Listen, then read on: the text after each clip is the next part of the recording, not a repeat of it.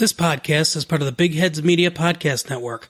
Go to bigheadsmedia.com for more great podcasts. Some support for 3 Beers In comes from Manscaped. Hey, Cutter. What's going on, Ross? Remember that time you got kicked out of Star Tours at Disneyland because they thought you were smuggling Ewoks in your mankini? No. Oh. Well, never be embarrassed by your disgusting body ever again. Well, lower body. Yeah, because Manscaped has redesigned the electric trimmer. And you know what you're going to say? I'm worried it'll turn my man cabbage into a Julian salad. Well, have no fear. Their Lawnmower 2.0 has proprietary skin-safe technology, so this trimmer won't nick or snag your cashew. And Manscaped believes in always using the right tools for the job. You wouldn't use the same razor that you don't use on your face. That you don't use on your face. You wouldn't use the same razor that you don't use on your face on your butt Velcro, right? That's just nasty. Manscaped also has the Crop Preserver, an anti-chafing ball deodorant and a moisturizer. You already put deodorant on your armpits sometimes. Why are you not putting deodorant on the smelliest part of your body? Get 20% off and free shipping with the code BIGHEADS at manscaped.com. That's 20% off with free shipping at manscaped.com and use code BIGHEADS. Manscaped, the best in men's below-the-belt grooming. Precious engineered tools to turn your pubic zirconia into your family jewels.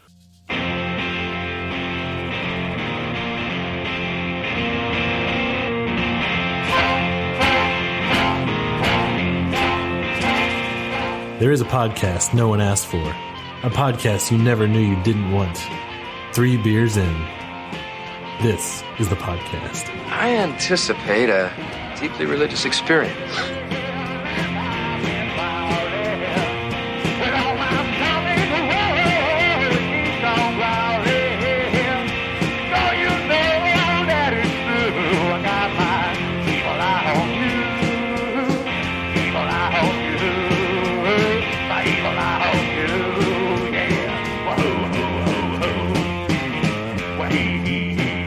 Thanks, everybody, for joining us for another dark and roasty episode. With a bit of raisin. Yes.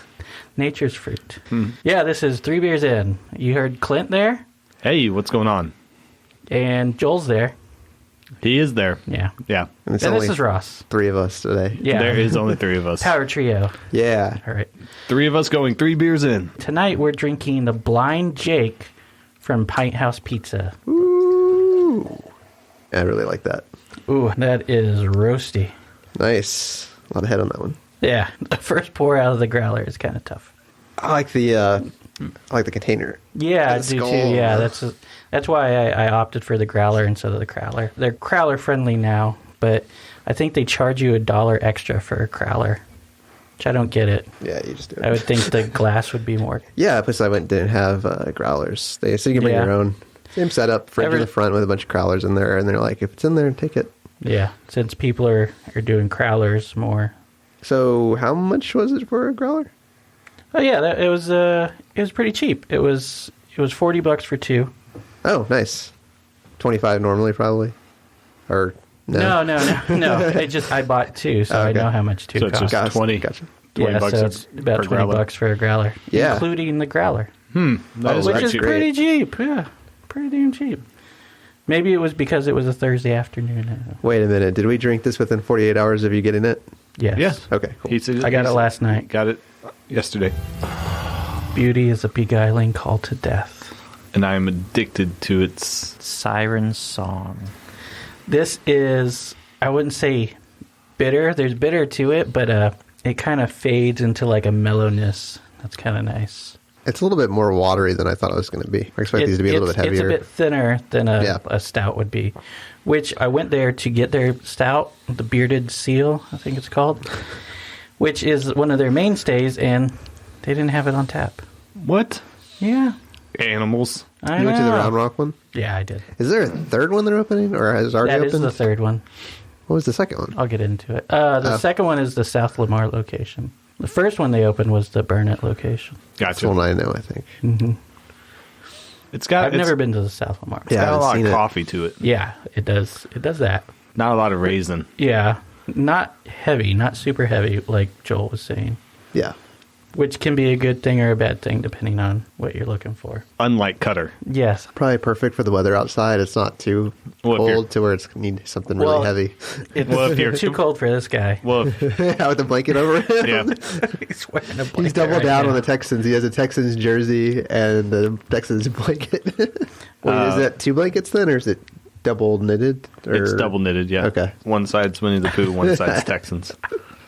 I don't get it. I like to But- see in a Texas don't game, worry about it. you just get so drunk and you forget what side it's on. It's like, what's with the Pooh, man? I mean, in this day and age, it could be mistaken for some kind of, like, if it was rockets on one side and poo on the other, it could be taken as, like, a statement on China. Yeah, I could see that, yeah. Because they call Z, or what is it, Chi? It's Z, I Z? believe, yeah. They call Z, Winnie the Pooh. Yeah, Or it's online they used, like, Winnie the Pooh to make fun of Z. Yeah, They because call he him doesn't Pooh Bear. want to be.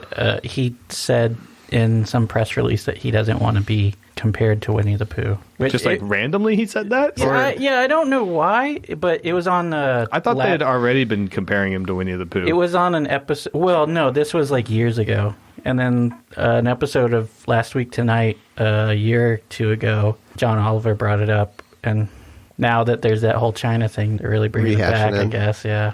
And Z is their mayor? What is he? Their mayor. Prime Minister, or what? How's it go? Dictator? Yeah, dictator. Yeah, pretty much. What's They're China? All They supreme don't leader. have free speech, so. the Unlike this authoritarian. podcast where you can say whatever the fuck you want. Yeah, Well, as long as Clint says it's okay. that's right. I am the Pooh Bear. He does have the blanket. You are the Grand Pooh Bear. Yeah. There you go. So there's beer. Yeah. Oh, do you have something on Pinthouse? Yeah, I have a few things. So Pinthouse is founded by 6 guys who shared a passion for craft beer and good food. That sounds similar. Among the 6 guys who founded Pinthouse in 2012 was brewer Joe Moorfield, formerly of Colorado's Odell Brewing. Oh, I've had theirs. Yeah, which they just won, I think it was silver for their Mountain Standard IPA.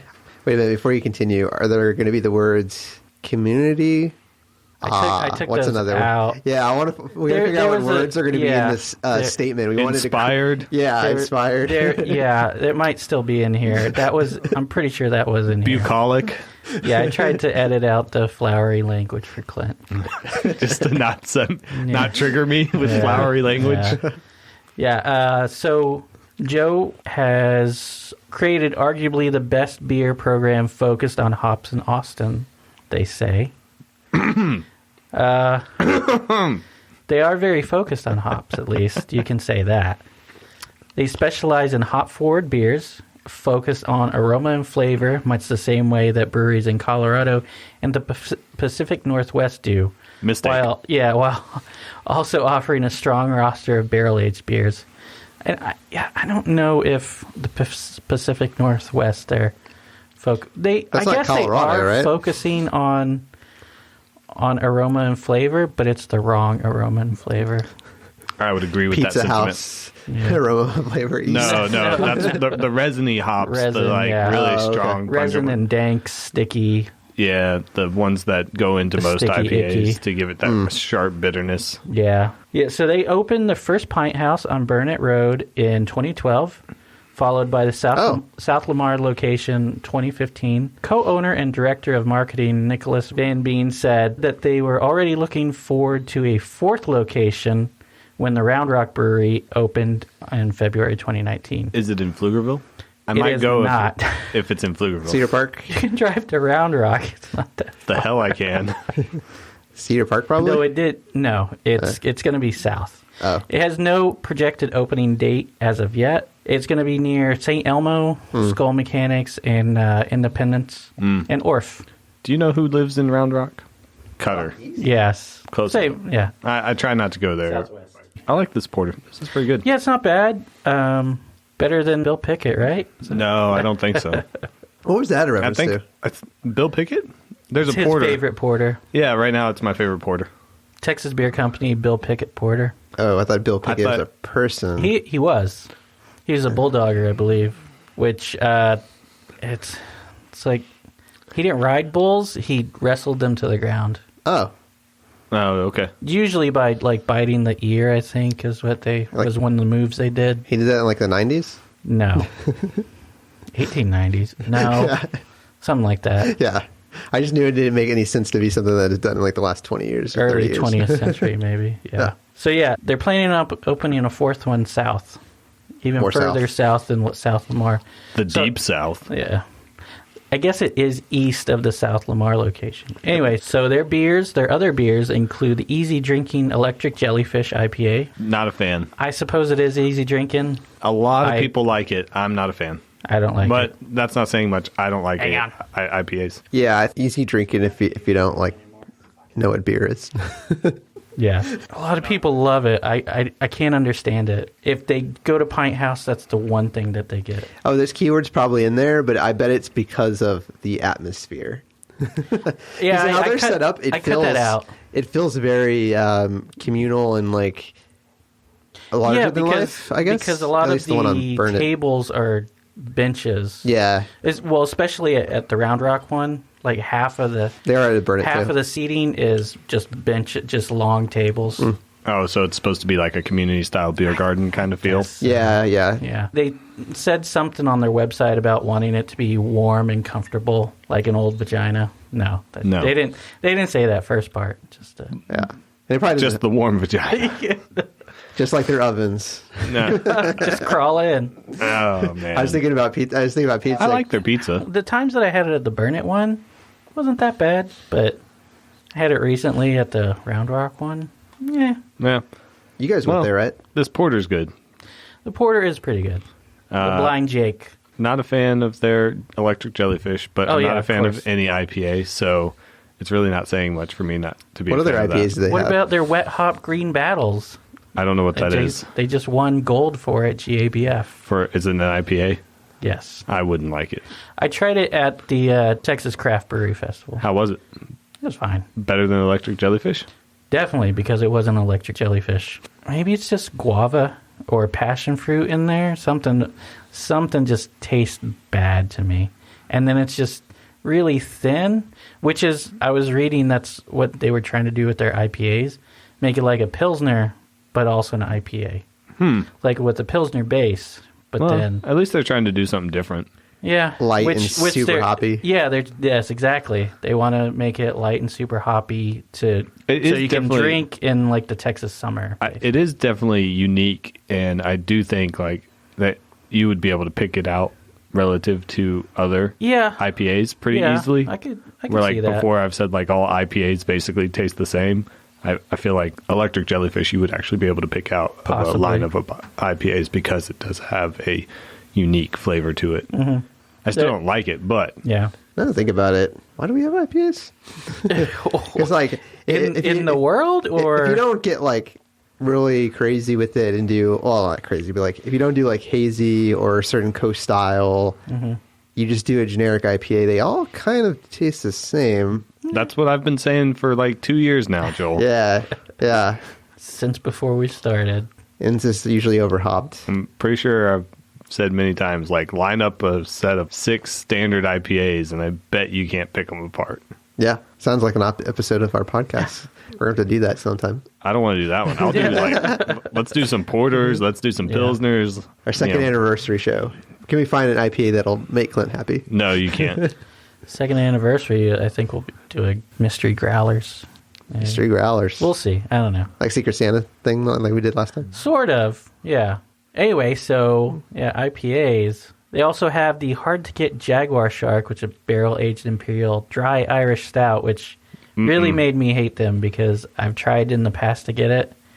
It's just, like, impossible unless you line up there at 6 a.m. and they open at noon. Because the line wraps around the building. And Really? It's just like, and they make 200 growlers of it. And it's like, you could do, I don't know. Is it only one location they do it at? Have you ever tried it? No, I've never been able to get it. We need someone. The elusive Jaguar Shark. We need to get friendly with Pine House. What is it again? It's a elusive Jaguar. barrel-aged. You'd hate it. Yeah, okay. Barrel-aged Imperial Dry Irish Stout. Yeah, the dry Irish part. If it was an Irish That's stout, just a regular. it could be, That's just a regular stout. yeah. But I've had some They dry they ones make before. different variants of it as well. I Which, got a dry stout in New York, and it was, that was Stouty? mouth watering dry. oh yeah, okay. Dry as a desert. But why create these super limited beers? It's just like, I don't know, creating demand Yeah. feels phony. I want to try their pepperoni pills. They Is did it Czech style or German style? That's German style, I think. It was. Are you making up? I made that up. Yeah. Yeah, there is Something they a Pizza Party Pills. Okay. Which it was a collaboration with somebody else. I can't remember. They had it Circle because they've been doing this party. No. They Right, had thanks. it at the Friday night for the Partners in Craft for the Texas that's craft, right. craft beer I saw festival. that. I don't know if any the other guys had it, but it was a damn good pills. Yeah. It's like I was surprised Pint House had anything to do with it. Well, I mean, It was mild and malty. It's good. wonderful. Yeah. Malty. It was a good pilsner. Yeah. It sounds like their style just might not line up with yours. So like when they do like a traditional beer, it seems like they do a good job. Yeah, I've had some good stuff from them. I had a pale ale, Gone Shorin, which is pretty good. Yeah. It was hoppy, but like fruity hops, flavorful hops, not like bitter. Yeah. What kind of fruit? So, What kind of fruit do you think you got from it? jackfruit. Oh, you talked about that No. before. Jackfruit. No, just regular, like citrus and tropical maybe. That was a little also bit. at Partners? No, that's that different. was just at a Pint House one time when I went there before. It's only you go a lot, Ross, for a place you don't like. He goes to Fourth Tap all the time too. And I know. They're always it's like the open. places he goes all the time. He has like the most negative shit to Fourth say. Tap's growing on me, though. Yeah, Fourth Tap's not bad. I've had some good stuff from Fourth Yeah. Tap. Yep. So Mr. Joe, as he is called on their website, as director of brewing at Pint House, his focus is on beers that are flavorful, complex, and innovative while also being very drinkable. Their highly drinkable 10.5% fully adrift double IPA and their 6.5% electric jellyfish are two examples. I can see that. I just talked about that. Yeah. It is through a respect for the craft, both an understanding of the science and the embracement of culture and art that they construct their beers at Pint House. I thought you weren't trying to trigger me, Ross. I didn't. I left this unedited where he describes himself. They love to brew beer that they like to drink. They loosely adhere to traditional styles when it applies, but their main focus is always innovation, collaboration, and the progression of American craft beer. See? They're saving the world. One pint at a time. Progression of American craft beer. Although their approach is typically hop forward, they brew beers across many different styles and have been recognized for beers across these many styles at various competitions. I'm just glad they haven't like tried to hop like the porter or something like that. Well, the stout had said something about not your typical hops, something like that. Like throwing like super resiny hops into like a porter or a stout or That something would like be that. nasty. So another person involved is Trevor Huggy Bear Kelly, who is the head brewer at the Round Rock location, Okay. which is where we got this from. Okay. In 2003, he left the cultural hub that is Northeast Kansas and moved to Arizona. Didn't expect that. No. It was there that he discovered craft beer and instantly loved Colorado, Oregon, and California IPAs. His love carried over into home brewing, where he started experimenting and making hoppy beer. Pint House opened its doors, and he found what he had been longing for since moving to Austin in 2011. It was a brew pub that offered hop-forward beer focused on aroma and flavor. I feel like I've said this before. And after 2 years of haunting Pint House, Joe, Jacob, and the Pint House crew gave him the opportunity of a lifetime and a chance to marry a passion with an occupation. His mission is to brew delicious, exciting, hoppy beer to share with the world. Okay. Why not? I mean, we've had so many beers, and the more I think about it, I'm starting to agree with Clint about the IPAs. Like, You love they them? all kind of taste the same, and it's hard to find something unique unless that there's some different flavor profile in there, or they make it, hazy or fruity. And But those aren't going to, those are kind of more niche too. I can't really drink hazies, by the way. They just mess my stomach up. Yeah. Make me feel nauseous. Yeah, I can understand that. Yeah. But the more I get into it, like stouts, I like imperial stouts and porters, and then I like. But you don't like sours, right? Or I'm coming around. Okay. Yeah, I used to not like them, but certain ones aren't bad. It's when it's like I find I'll when it tastes like always it's go for a sour. soured because it's. Oh, so like a farmhouse. Yeah, like when it's almost like it tastes like it's been out too long and it's soured. Yeah, not that it's I can understand purposely that. soured. That's where I'm getting at now. That is purposely sour. Like It still is. Yeah. no, you prefer the Blue Owl method, Right. Yeah, exactly. Yeah, Anything Like from a Blue kettle Owl sour is, or like a mash sour, not like a Brett right. or a farmhouse. some cool Yeah. in the gang Yeah. It's not with 3 of lemon them. zest. with lemon zest. There you go. Oh my gosh, You know, you so can good. just add lemon zest. I might. That might be my thing from now on. Blue Owl wants to sponsor this podcast. Damn you, Jeff! I wouldn't be against it. Jeff is cool as shit. How dare you, sir? How dare you All put the that Jeffs into my that mind? we've met on this show. Which Jeffrey guy is talking about? Jeff Young he's the owner, founder of Blue Owl.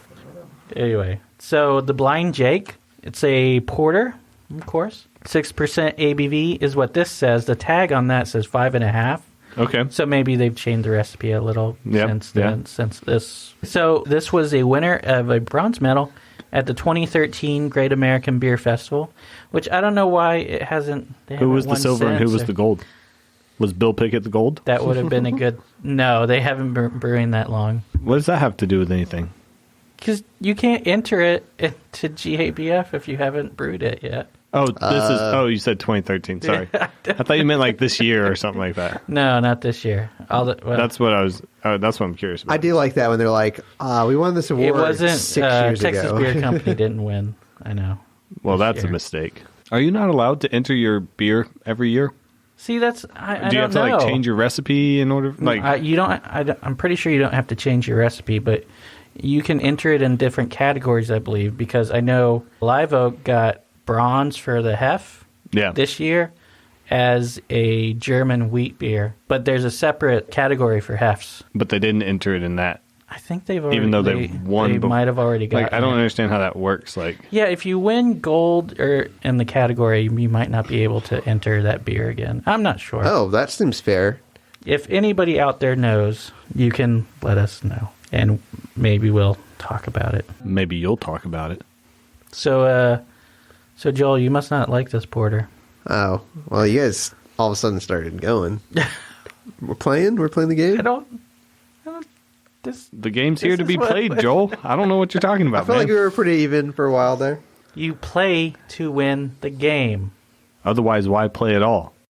So Blind Jake, I don't think I actually talked about it here. Oh, okay. This is Jake, I one would- of the peeps, one of the 6. Jake, it was named after a bootlegger from the Prohibition era that sold illegal hooch to a speakeasy owned by the grandfather of 2 of the owners of Pinthouse Pizza. Oh, that's cool. Wow. Or- I like that. Yeah. That's That's really actually in-depth. pretty cool. Yeah, that's Yeah. So they say the Blind Jake is a beautiful cross between a robust and a brown porter. Features rich chocolate malt notes and a pleasant herbal hop character. I get a bit of the herbal hop, I don't know but that I I wouldn't do. say I'm glad little that bit. it's not like super in your face. I would be worried if this aged that herbal taste would taste like pickle. I don't think it would, but I don't know that it works that way, Joel. there's always a danger of that, I guess. Is that one of your accidental sours that you don't Yeah, want I to don't want it to sit up. That's why you need to drink it within 48 hours, and you also need it to be Well, that's just a good rule. not as hot for a as the growler. deserts. What? Is that what the tag says? I No, didn't it read- says, for optimal freshness, please keep me out of sunlight and at moderate temperatures. Think warmer than a Russian winter, but cooler than Hawaii. Not so cold that you need to be wearing thermal underwear, but cold enough to require long pants. You definitely need to be wearing pants. Hey, pants on, please. Pants on. I don't. Says I don't. you. Yeah, I don't agree with that. I don't know. When I'm at home get the drinking second beer, I don't normally have pants on, so that's between me and the beer. We'll get close to 3 beers of this, right? Yeah, we should definitely get 3, 100 at least 3 12-ounce pours out of this. The glasses we are using pints. are technically more than a pint. They are So 20-ounce glasses. They are. Oh, 20 really? Yeah, these are 20-ounce glasses. Yeah, Really? but it leaves The you... small glasses are 16-ounce Yeah. glasses. Oh, I was looking at one of the glasses that I have, one of the 3 beers and glasses that I have at home, and it looks like the same glass that I bought at Nomadic, like same size, same shape and everything. I just happened to open my cupboard and it was right there, so I thought it was pretty funny. Oh, they put a porter out today. It was funny, I got home, and like an hour later, they posted something about a porter, and I was like, well, I probably wouldn't have driven down there, but it was nice that they put it out. Yeah, like, right no, when they're pretty far south. yeah, it was like right when I got home, like an hour later, they posted. I'm like, really? In one of 4 places in Austin, you can get a porter right now. Yeah. Yeah, I wish more places had. Joel's like, Maybe who's... not year round, but Probably the next month or 2, right? I don't know. I don't know. I think last year it was really hard to find one, even in January. That's true. I remember last year I was trying to find something. We're in Austin. They just make IPAs all the time. That is what I true. mean? Yeah. What other information do we have about this beer?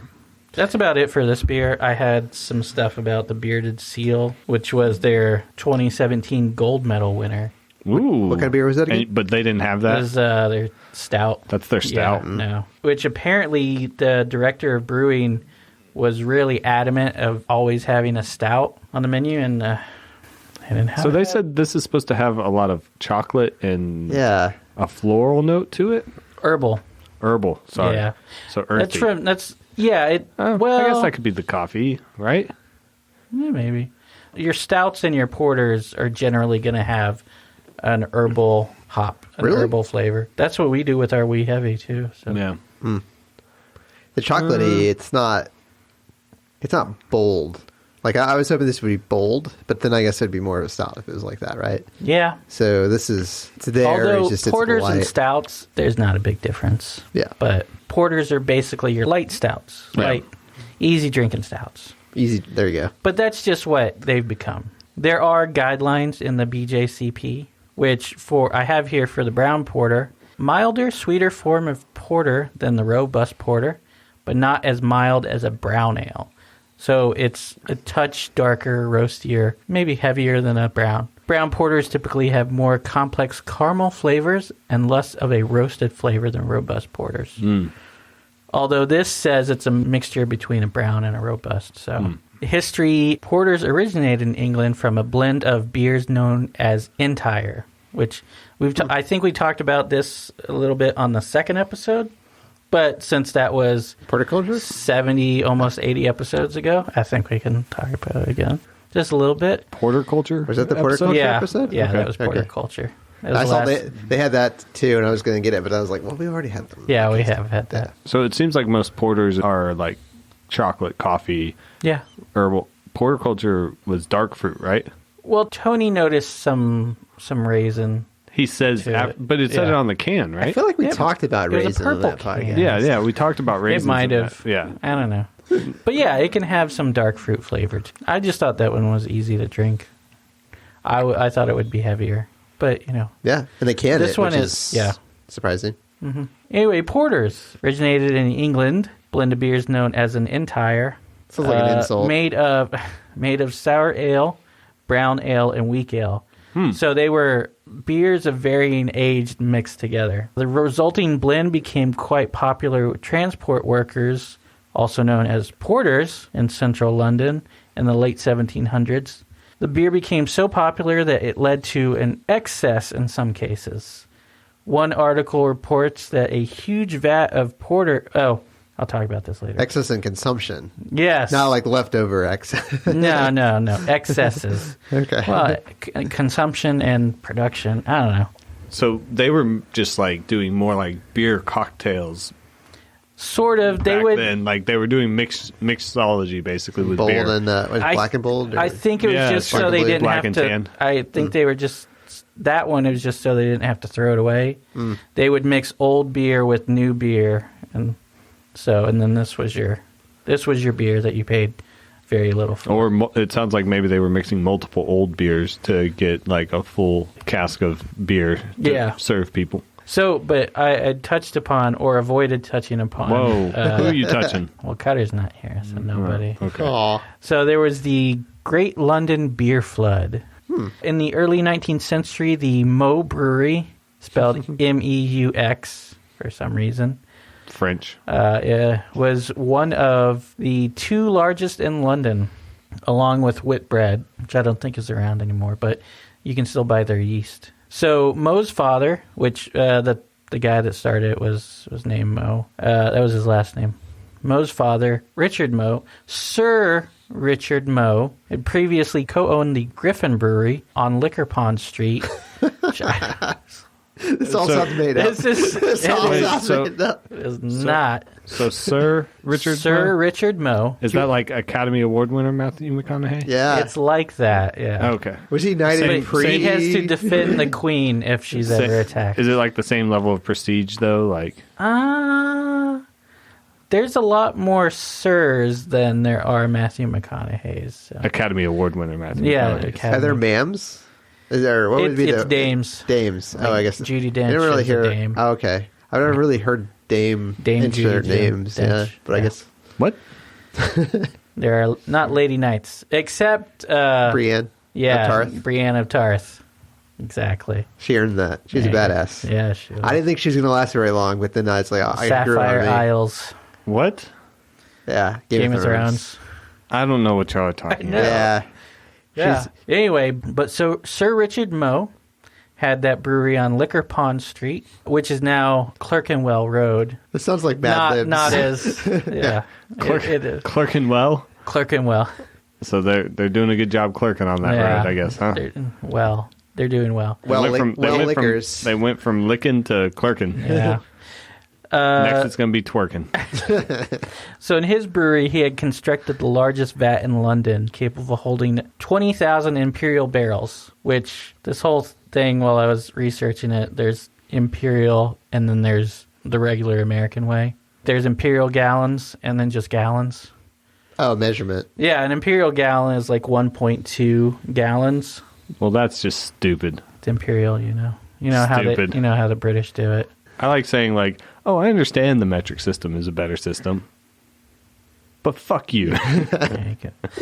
So Henry Moe, which he's the one that owned the Moe Brewery, emulated his father's large vat and constructed a wooden vessel 22 feet tall and capable of holding 18,000 imperial barrels. How many stones is that? I looked it up. Actually, it's a lot.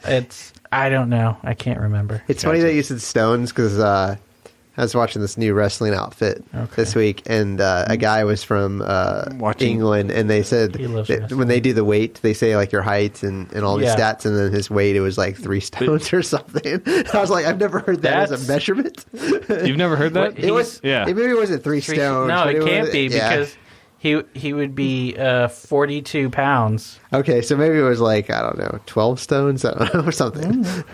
16 stone is like 204. Okay, so it was probably around that because, wrestlers are about 205 and up. Ooh, skinny wrestlers. This skinny guy was You were watching a new 5'10". wrestling outfit? Yeah, there's a new group that wrestles now, AEW. Oh, So what's his there's name? WWE. Jericho's new Chris Jericho has a new wrestling league group. Yeah, a league, yeah. If you want to call it a league. It is kind of a league. They're supposed to be doing scoring, but I've been watching. They haven't really shown a lot of the it's wrestling. It's fake anyway. Records. It's not like the stuff they do is real, right? Like not like they actually don't physically harm each other as much. Well, the as only stuff that's not fake is the hardcore matches. Like their first or second pay-per-view, So they had they a guy. say. I'd never seen this before. He had a skateboard. He was known as a skater, and he pulls out a skateboard with tacks on the other side of it, jumps off the belt onto someone's back, and those are real tacks. They're not fake. They're not rubber. They're not anything. They're real metal tacks. And I've heard guys talk about it, and they say it hurts like hell. But that doesn't seem legal. Yeah. Why? Well, it's a hardcore match, so you can do whatever. You can bring weapons? Yeah, you can bring that's weapons. the most infamous case. Well, keep going, Joel. So tacks just they poke you obviously, and they sting. Yeah. But it's one of these things where you're all muscle, and it's poking like 100 tacks in your back. Yeah. So it overwhelms your system where it hurts. Yeah. But it's not going to do anything. It's not going to kill you. But you see sometimes you're just like, It's like you'll see something like, don't. Allergy test. Yeah.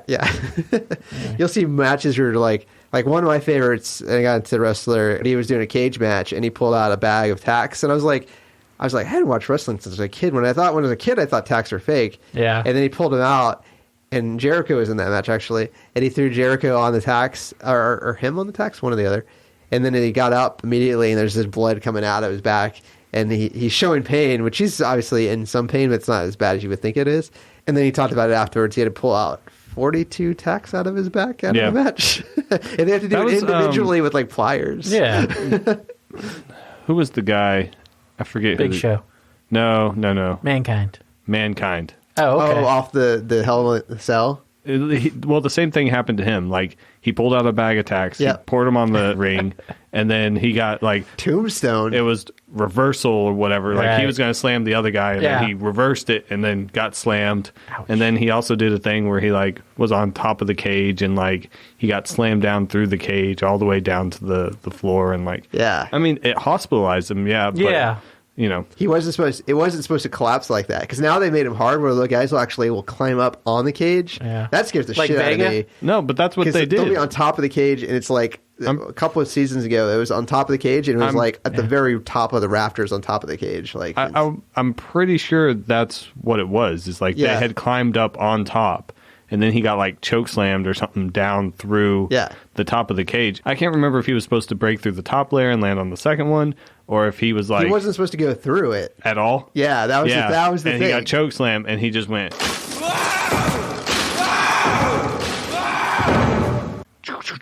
all the way back down to the mat. And it's just like crazy what happened to that guy. Yeah. Yeah. And you see stuff like accidental stuff. Like, there's two girls recently... One that's kind of a Sable character.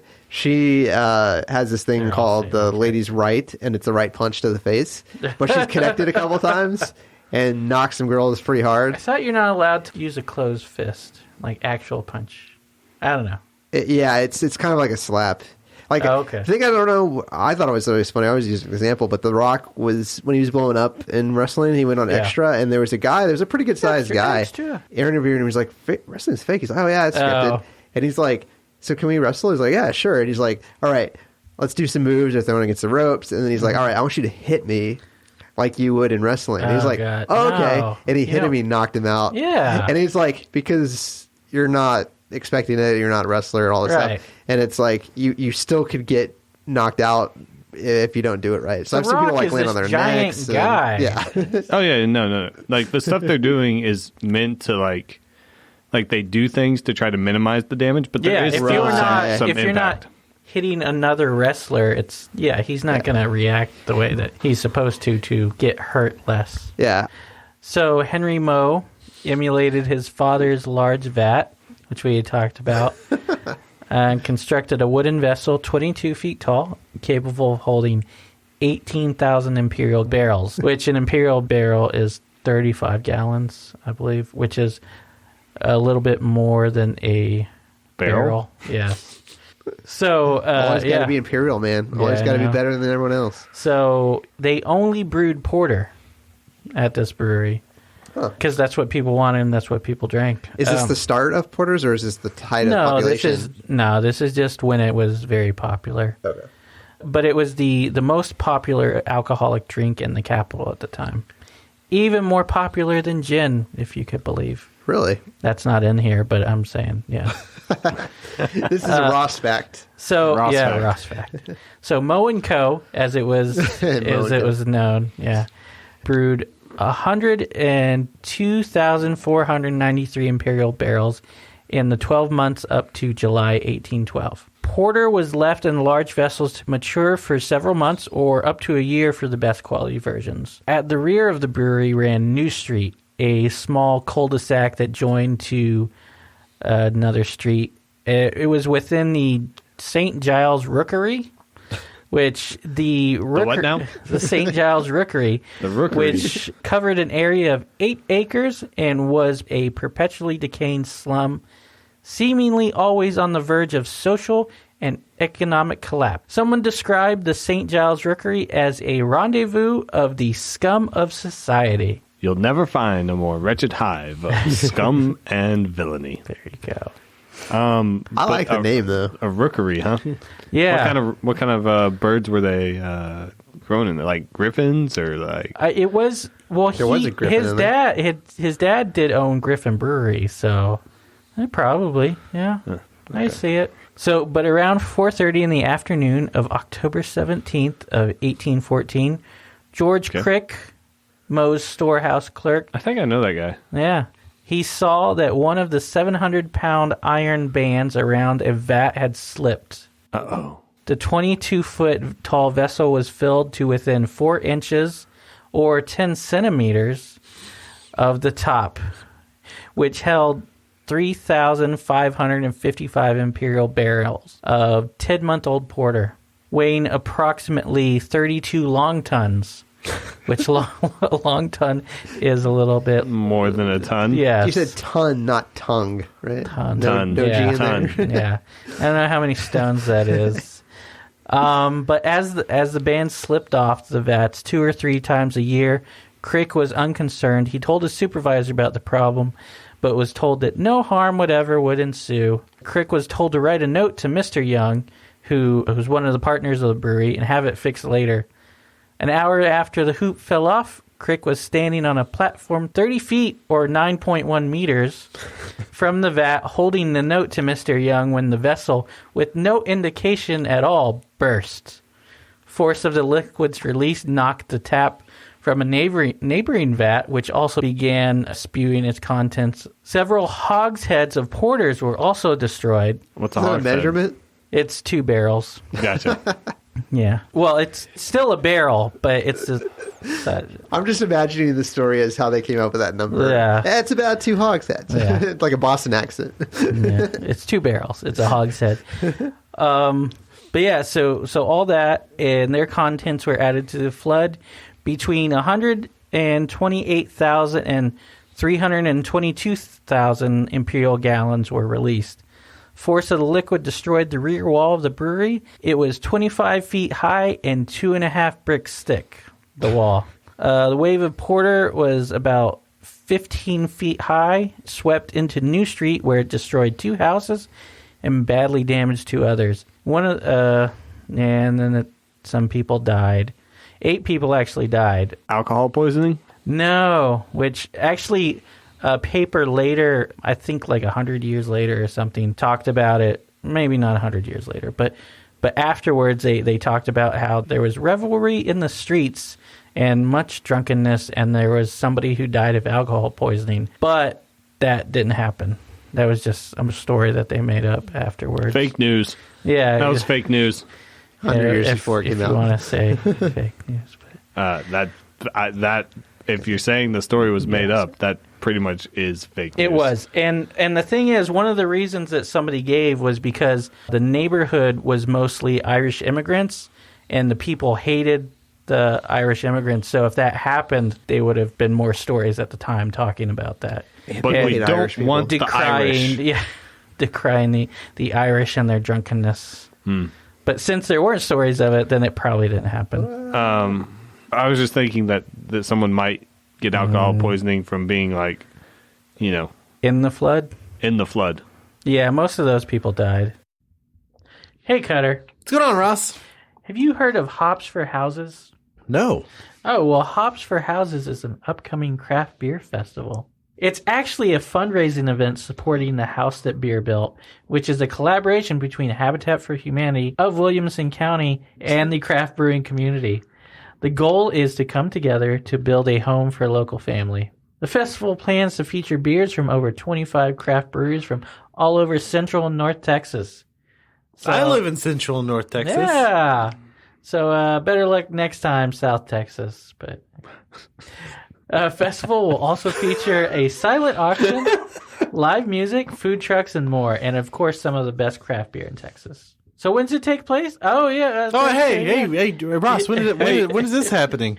It's taking place Saturday, February 29th from noon to 7 p.m. You could just say Leap Day. Yeah, Leap Day.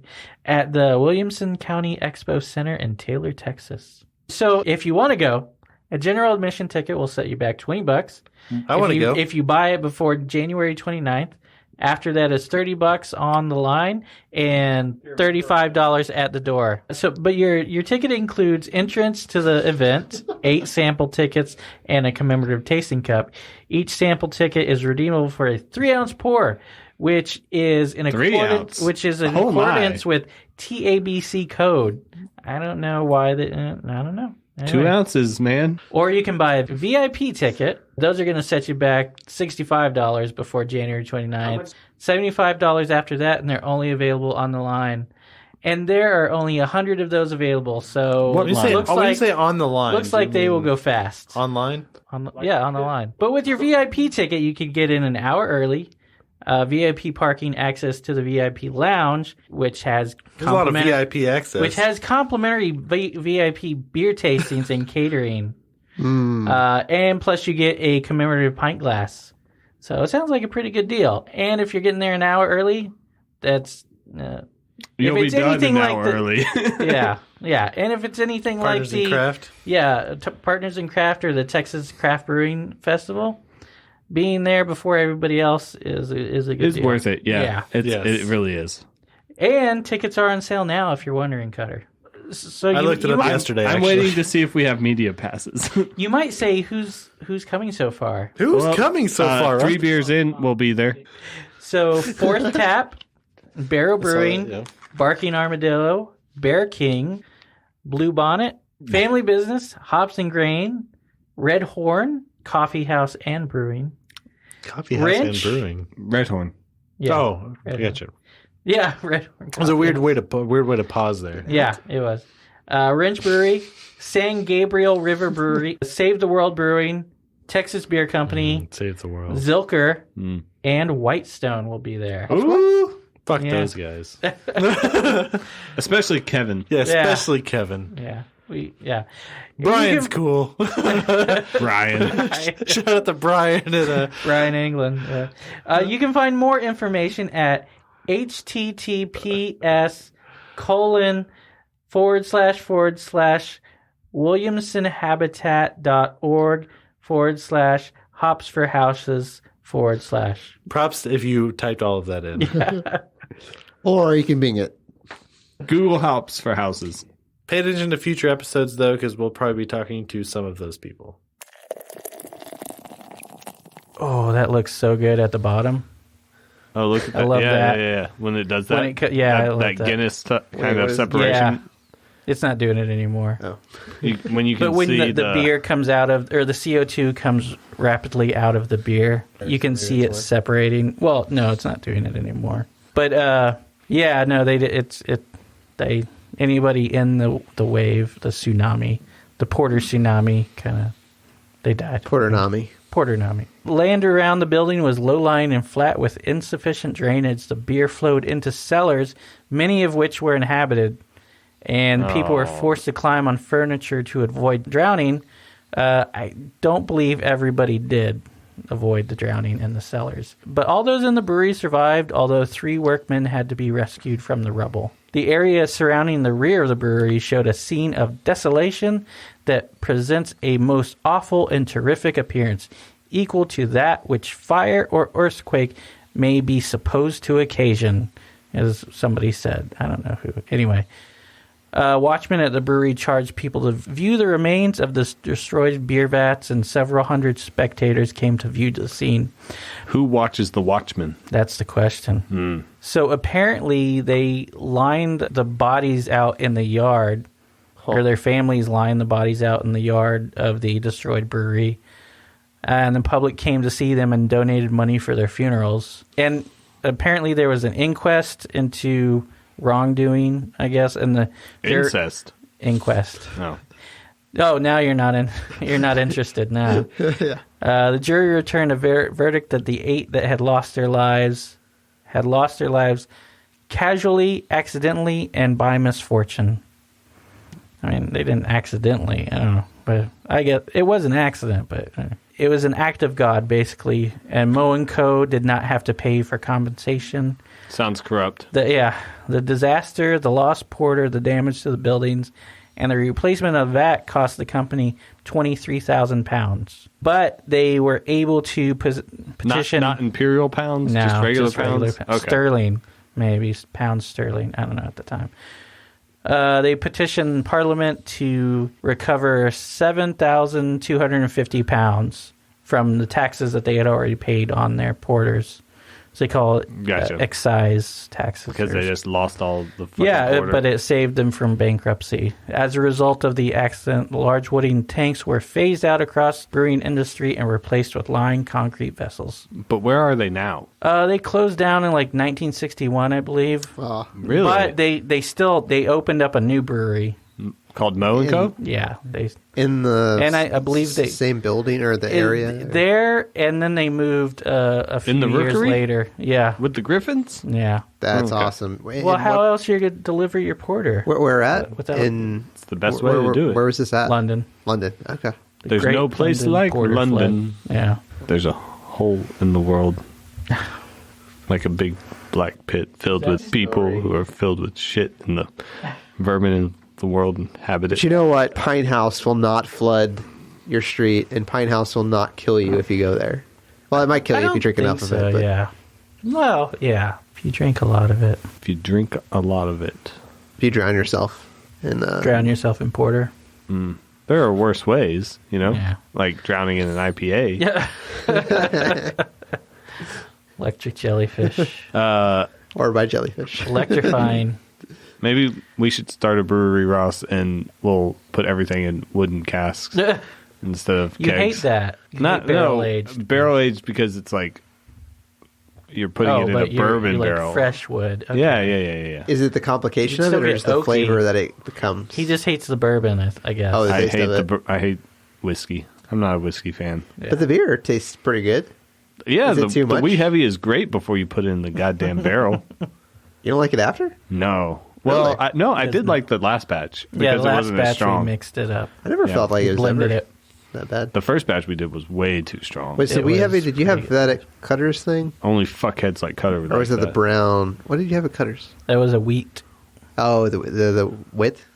Oh no, that wasn't a wit. That was just a wheat beer. Yeah. Oh, okay. That was good. That one was good. I would like to do a sour that we. Yeah, I would like to do that as well. That we just do a sour mash. A sour mash. Yeah, we have to be able to keep the temperature consistent, though. Jeff would be so proud. Yeah, sounds complicated. Maybe I think he's already proud of us, man. I don't know. Jeff, he seemed proud. Jeff Young, from Blue Owl. Blue Owl. You saw him at Partners? Or did you see both days? No, we saw him at the on Saturday. Texas craft beer not a lot of the brewers were there on that Friday. Yeah, it was just there were a few. And you remember you guys on Saturday when you saw him? Yeah. Okay. Yeah, we saw Jeff Young. We saw Ryan from Whitestone. We saw Kevin from Whitestone. Kevin's good people. Good I don't people. think I saw Ryan. Yeah, Kevin was at the booth. And also Chris Gray, who was their old brewer. And then talked to Orf. Talked to Flava Dave. A lot of people were talking to Orf. I didn't see Flavor Dave. It's Chris Gray is head brewer at Lake Austin Ales. What's the guy at Circle? Ben. Is it Ben? Ben. Yeah. But I like Ben. And I thought Ben was really cool. Kevin. Wait, who was again from Blue Owl? Kevin. Jeff. I thought Jeff was great. And yeah, everyone's. I don't remember Whitestone very much, but yeah, no. Yeah. God, I blacked out so quickly. Everybody's really pretty cool. Yeah. Ryan was totally fine with that. Yeah. Sleep on the couch. Yeah, there you go.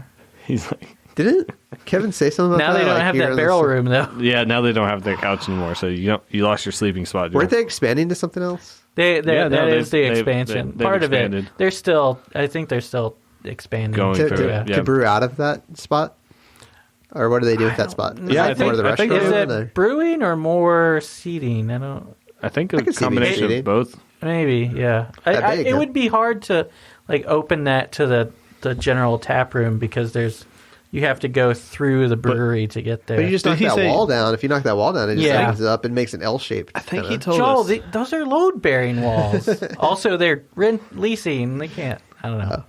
But they are expanding their production, right? Yeah, they are expanding their production. Oh, also, they switched And I think I may have convinced them to put some cans into my local HEB. I don't know. No, I don't think I did. Kevin was not on board. He's like, but we have him this other HEB. That's not my HEB, yeah, Kevin. You have this one. Yeah, but we should just the one that I go to. So they just contracted with Brown Distributing. Yeah. So they should be in more spots now. Yeah. Brown is a big I feel distributor. like they were in a lot of spots to begin with. So yeah, not in Pflugerville. Yeah. Yeah. I've seen them in a lot of places. I feel like they used to be in that HEB. They did use... Well, that's one of the two that they lost, right? Yeah. I don't know if they lost it or they just pulled out of it because only you were buying it there. Yeah, only I was buying. What is your HEB? And you weren't buying any Lovely Day IPA. So I wasn't buying any Lovely Day IPA. Anyway. Yeah. I feel like we weren't talking about anything. We were just kind of... Yeah, we were. That's my favorite stuff, just to go from story to story. Yeah, we were talking about Texas Craft Breweries Festival a little bit. Yeah. More than we did last time, right? I don't think we talked about it. We talked about it this is quite a bit last time. Did we? This is a refresher for people. Yeah. Kneecap. Recap the kneecap. I like the festival a lot. I thought it was cool. I thought it was a lot of fun. I needed a break in the middle of it, though. I think we talked somewhere inside with air conditioning. I think we talked about last time. We should just hung out inside a Blue Owl's tent and just ate fruit. And I think we talked about last time. Hey, you guys got more time. fruit? We had a whole cantaloupe. I think we talked about last time. Do you guys have more fruit or not? But I think that you guys were onto something. They should change the date. Because it's maybe like a little bit later. A couple weeks earlier than when it should be. Like right now would have been... Yeah, but right now it's ACL. So then they would have to put it to the back I'd say like early October. November would be nice. Because it starts to get a little bit cooler around Halloween, and then sometimes... you got Worst Fest. Oh, that's true. Your Worst Fest. Yeah. You're right. There's not a lot of times because you got the holidays, and then you got January, February. What is not I don't know. Great. March. April. Well, yeah, South by May. Smart. You could do it April. Well, then you get showers, raining, and stuff. And it's still going to be kind hot. of fucked. It rained today, Joel. Yeah. Didn't keep people out. I was busy on the road, and then when I went to Torchy's over in Mueller, and it was packed. It was like 1 o'clock.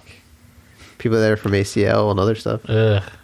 Yeah, it's funny to hear people talk about like, who are you going to see? You're going to see Billie English, or I don't know. Yeah, and somebody said Billie English. I tried to listen to her music for like 10 seconds and shut it off. It's not Billie English. I thought it was Billie English. No, Billi English. No, it's not. It's Billy, but it's not English. It's like Elish or something like that. Oh, Elish. Yeah, she can't even spell English right. He is English.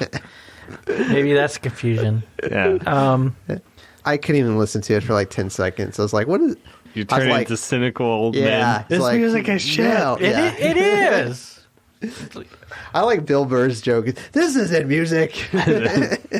Do they know that cashews come from a fruit? Do they know that cashews come from fruit? Music in my day, they had long hair, they dressed like women. His new special is pretty good, too. Oh, yeah? Oh, Clint hitting that a third time? Yeah. Going for 3. Well, that's someone's got to do it. I thought we were drinking it, so. It's the name of the, It's almost like we got a podcast. This might be a better pour than my first pour. That's pretty good. It is pretty good. It was up to the top. That was nice. Like over the top. That's like the secret. Sylvester Stallone. Yeah, that's the secret to winning any beer pouring competition or arm wrestling. Arm wrestling and beer pouring. It's also the secret to child custody battles. Going over the top. Yeah, go over the top. Like a top rope. Like over the top wrestling rope. Over the top. Oh. Over the thumb. Over the top. Oh, like arm wrestling. Yes. If you're good arm wrestling, you'll get custody of your child. That's the rule. That's what over the top taught me. That sounds like something that was in the 1700s. That, or you just call the other person a witch, and then they're like, all right, they're a witch. I guess it was the 80s. Gonna burn them. Can't prove it right or wrong. She's a witch. Well, she turned me into a newt. I got better. Mm. What also floats? Very small rocks. That's my favorite. Is this from that church? Churches. Lead. Is that from that Canadian show? On No, Hulu? it's from Monty Python and the Holy Grail. Yeah, which you should know. Yeah, you should know. I've only watched one scene from that, and it was actually in high school. Was it the I don't Black even know Knight? why our teacher showed us. Black Knight scene? I don't remember. You should go watch Monty Python and the Holy Grail. Do you prefer Blazing Saddles or one of the Monty Python movies? I probably watch Blazing Saddles. Blazing Saddles is easier to rewatch. Yeah, exactly. Although I've seen Holy Grail many times, more times than Joel. Yeah. Yeah. I haven't seen Blazing. I haven't even watched I've Blazing probably Saddles, seen Wait, Holy you Grail more times than haven't Blazing ever Saddles. seen Blazing Saddles? I've It's- watched clips. it's good. My dad had it on the other day. But I caught like the end, like literally the end of it. Oh man. They I think when couldn't- they're they walking couldn't off the remake it horse. today. No, Yeah. they couldn't. I'm surprised they still show it today. But Yeah. I think love we Blazing talked about Saddles. that last time. Yeah. Blazing Saddles and There's a lot of stuff they can. Harumph. There's a lot of I stuff didn't you get a can't do. harumph out of that guy. I was like, there's a lot of stuff you can't do. Like, I was talking to the guy today, and he said, Can't say that on television. He said it's. Actually, you could remake that today. He's like, I know it's just retarded, and I was like, I'm glad you said the word retarded. say it all the time. Yeah, But Like- you can't say it about retarded people. yeah, You yeah, say it about your friends when they're acting retarded. yeah. Which they're not acting retarded, but they're acting foolish. But you just Right. call it retarded because that's what you do. Because they're retards. There you go. I mean, it's better than saying everything's gay, which is what we used to do in high I school. always avoided that when I was younger, but I know a lot of people used to say that. I've been watching stuff. Hey. Go watch. Oh, Go watch the Boondocks. Yeah. I restarted watching Entourage, and they use You the gay. F word, and I'm on 4 or 5 episodes Oh. in. They use I was it like, yeah, you could just say that. every episode, But you're yeah. talking about a different F word. Yeah, and it throws you off because you're not Yeah, used to it. that one, that's kind of... Yeah. That is, for me personally, I don't know why, but that's probably the one word I can't even imagine saying to anybody. But, you know, That and the N word, obviously, yeah. back in the... Well, it's still... I guess you could still say today it is. But a bundle of sticks was a faggot. So, Yes. And that was the F word that you're talking about. So was a cigarette at one Well, point. that was a fag. But weren't they both sexual innuendos? But the thing is, they burned homosexuals at the stake Remember with that. a bundle of faggots.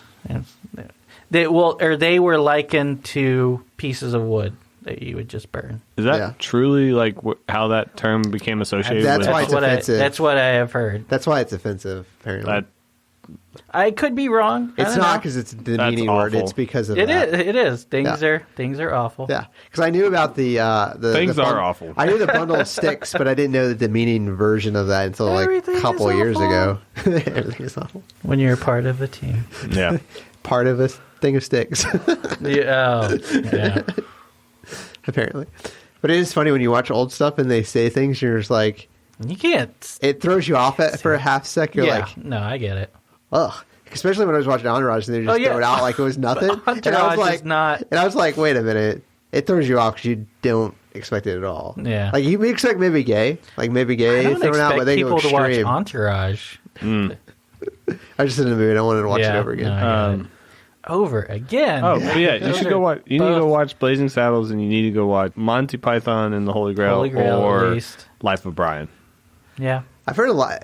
I feel like Life of Ryan is one I that think you would- is you would- really underrated. Yeah, it is. Like people never talk about that one. It's Yeah. always the Holy Grail. You know what I didn't like that a lot George of people Harrison like? was one of the producers. Really? But yeah. What's it called? Mighty Bush. No.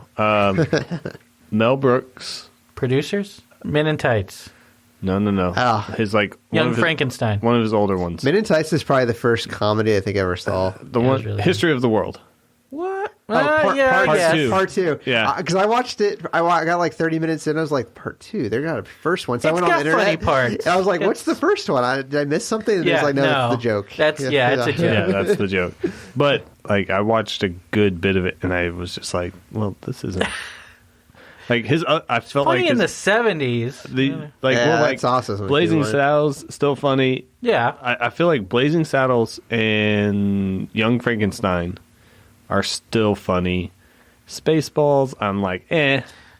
I don't know. When I was a Men in kid, Tights. Spaceballs was so funny. Yeah, but it's not anymore. Maybe not as an Yeah, adult. Maybe. it's And like, a lot of dick jokes. I don't know. and The shorts be with you. But I guess a lot of it is. Men in Tights is Men pretty in good. Tights is still pretty good. Yeah. A sneeze, father of a chew. but I think one of the differences is in the way I saw that in theaters they when it flow. came out. Like, Pretty proud of that. Spaceballs has a lot of just like, all of a sudden, Yeah, we it's cut like, and oh, then we're something going else. to this. We're doing this thing over here, and then there's we're more doing story. this thing. There's versus stories like, going on over like here and here. I feel like Blazing Saddles is a little bit more cohesive.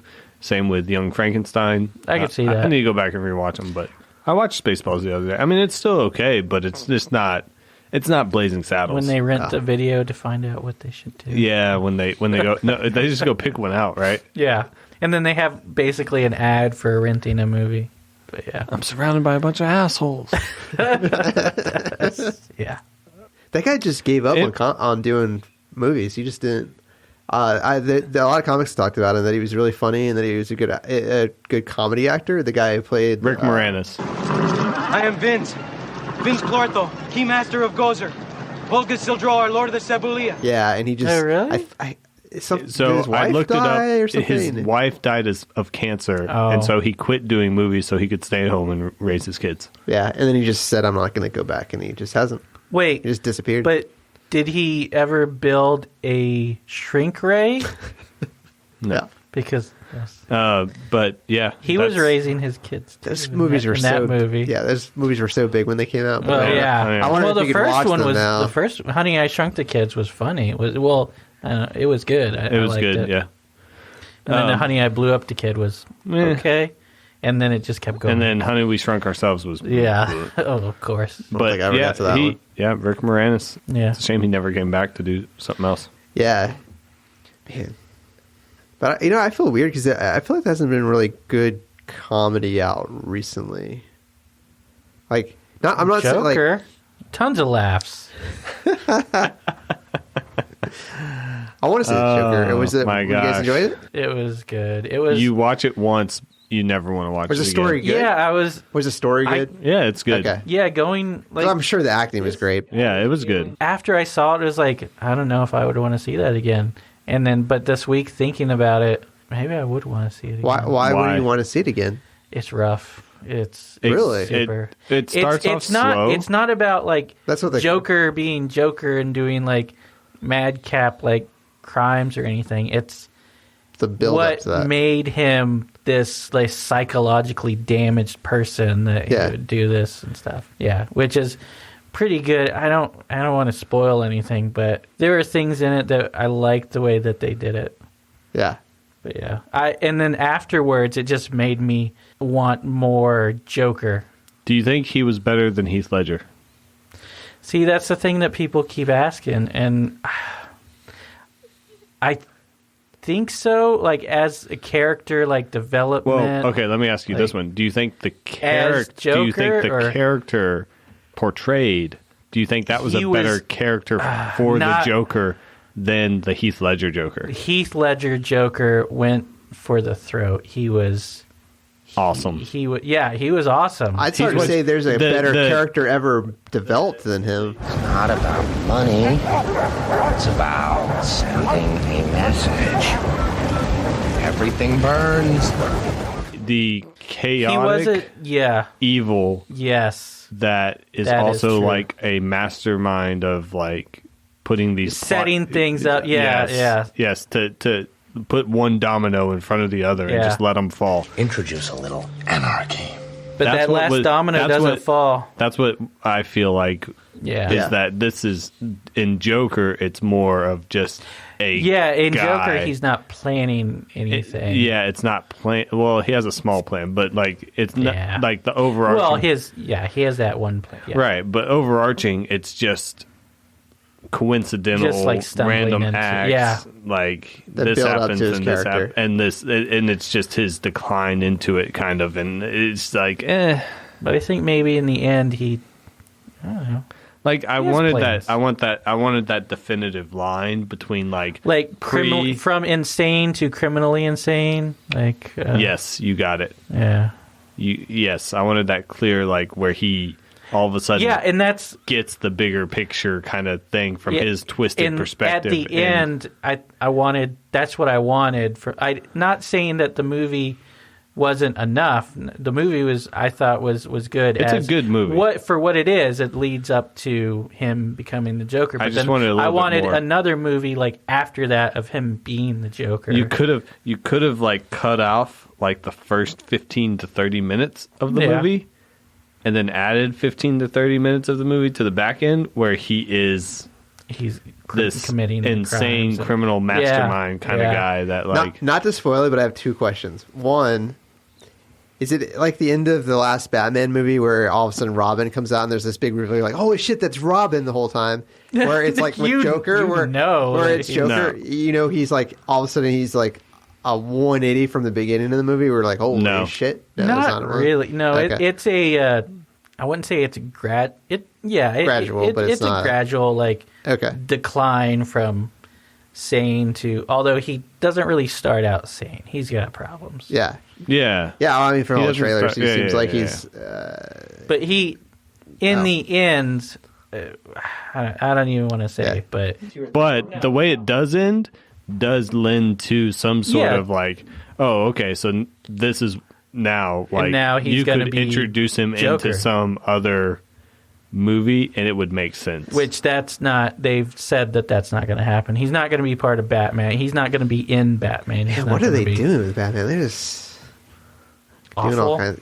What do you mean awful? Did you see Batman versus Superman? No, but the Batman that's coming out. Oh yeah, no, I'm not talking about that. Okay, just because I'm kind of the like recent. Is that teased somewhere? Maybe they're gonna they're gonna get it right. That's Robert Pattinson as Bruce Wayne / Batman. Mm-hmm. And then what's his name is James Gunn? No, who's directing? It's someone who was doing. James Gunn is doing Suicide Squad. Deadpool. Oh, James Gunn. What Marvel movies did he do? Guardians of the Galaxy. Okay. That makes like doing Suicide Squad I could see that. Guardians of the Galaxies would make total sense. Now I want to see it. I would like to see cuts though than what original Suicide Squad was. They got cut up so much. It had a lot of potential. The only thing I hated about it was so linear. Okay, they're in the prison and then they break out and now they're in the city. It's almost like you just took them from here across the There was bay a lot of setting up two characters and then they were like, oh, and these other people. Yeah. And then having James Gunn do Suicide Squad makes a lot of fucking sense. And not have Will Smith. As long as fucking Warner Brothers doesn't fuck it up again. Oh yeah, and tell him what to do. Exactly. I think he has enough power now to say, no, this is how it's going to be. Yeah. I would want it dark though. That's my concern. Suicide Squad? Suicide Squad you could do it's like Guardians of the Galaxy, but then you make it rated R.